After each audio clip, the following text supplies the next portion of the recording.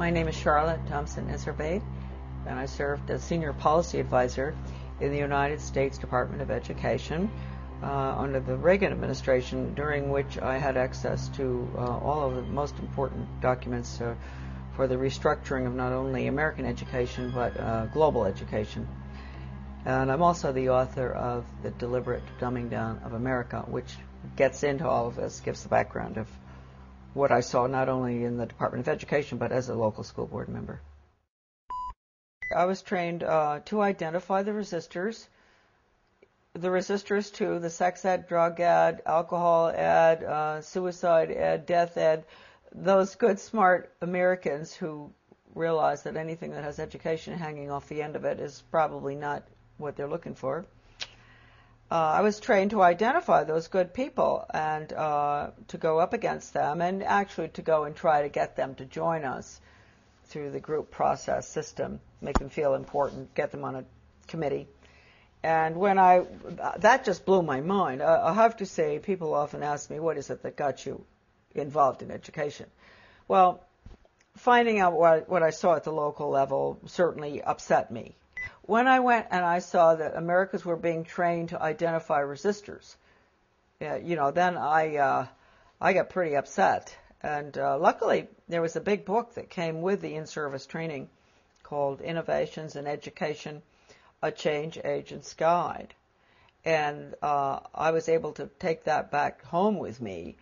Unbelievable examples of how to con the Christians and different people who are upset with what you're trying to do, how to bring them over to your side, case studies, true case studies of educators who had put programs in that normally, in a normal American town, nobody would want them.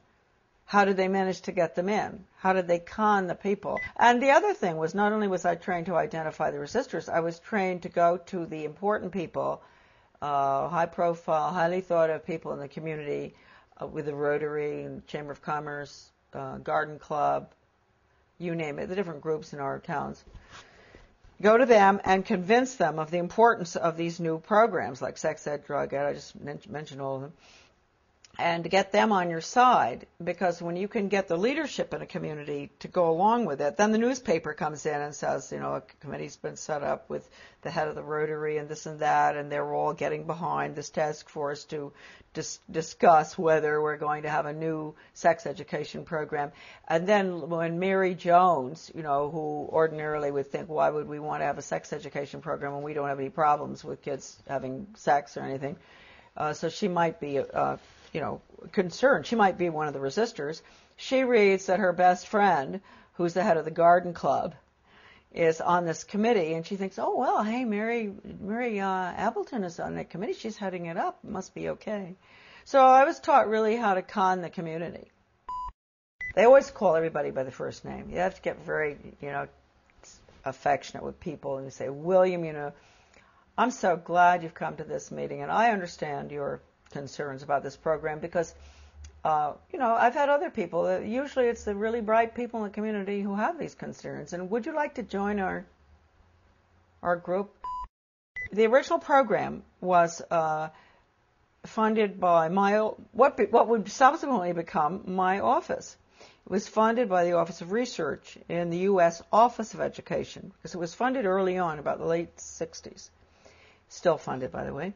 And the money went to the University of Michigan in Ann Arbor to a professor by the name of Ronald Havelock. And he was the one that put together the whole training, the whole seminar, the book.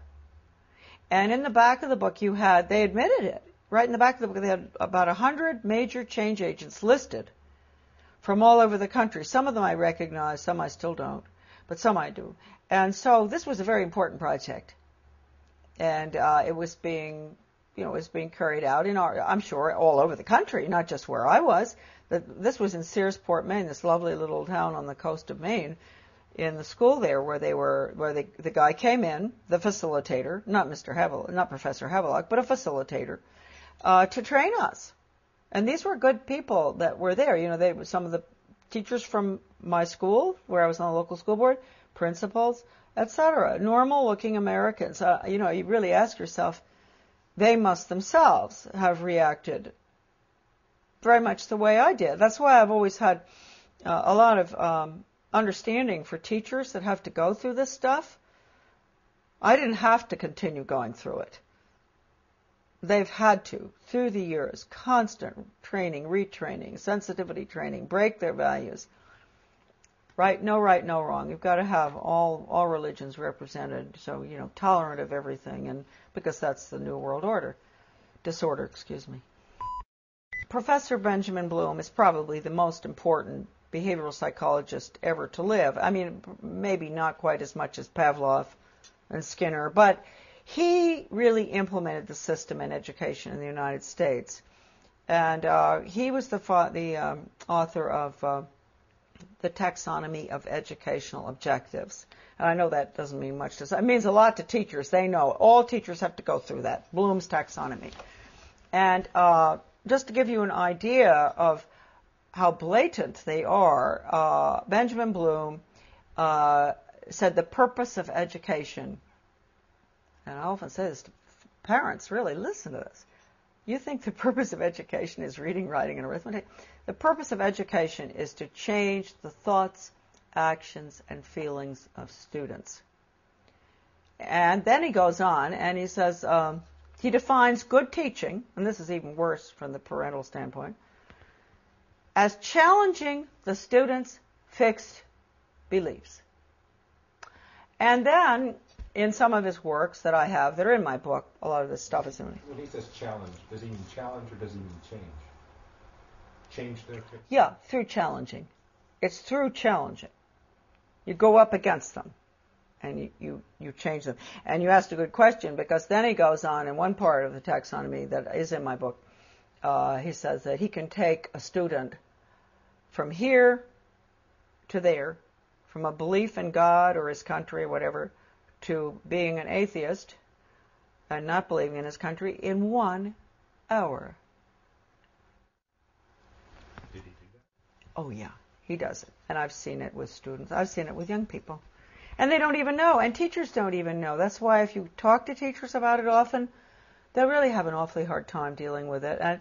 And if you go up to a superintendent, an educational administrator, superintendent or whatever, and you ask him or her, have you ever been through sensitivity training? They'll usually crack up because they went through it. They're the worst, those programs. I've been through them. I mean, how can anything be worse than some of the ones that the regular classroom has? But they're the worst.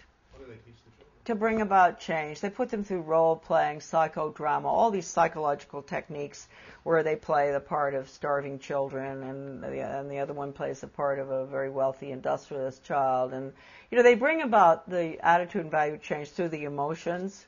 You know how young people are. They're naturally very altruistic and they want to help and they don't like to see poverty around the world. And so what they'll do is, just like I think I mentioned to you earlier, all right, I don't know whether I did, going into the teacher putting in the new social studies program in our community and walking through, taking the little tots through town and identifying big rich people's houses and small poor people's houses.